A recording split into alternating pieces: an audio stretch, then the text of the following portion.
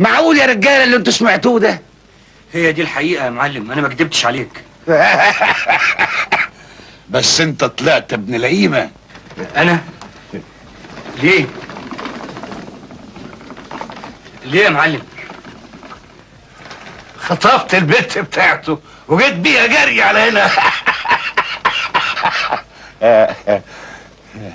ودلوقتي بقى طلباتك ايه يا حبيبي الغبرة؟ ما تنطق. انا امل يا معلم ابقى من رجالتك. ما كانش يتعز، اللي يخون معلمه ملوش مكان عندي. لا يا معلم انا ما كنتش، انا ما رضيتش ابقى نادل واوقع حرمه في مصيبه.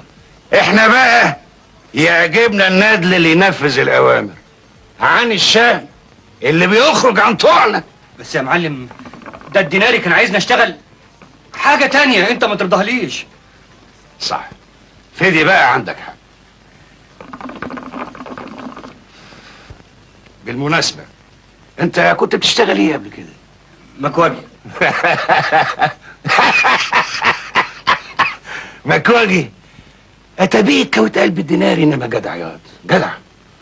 ده راجل خسيس وياما افترى على ناس ياما. راضي عني يا معلمي؟ بصراحة لا.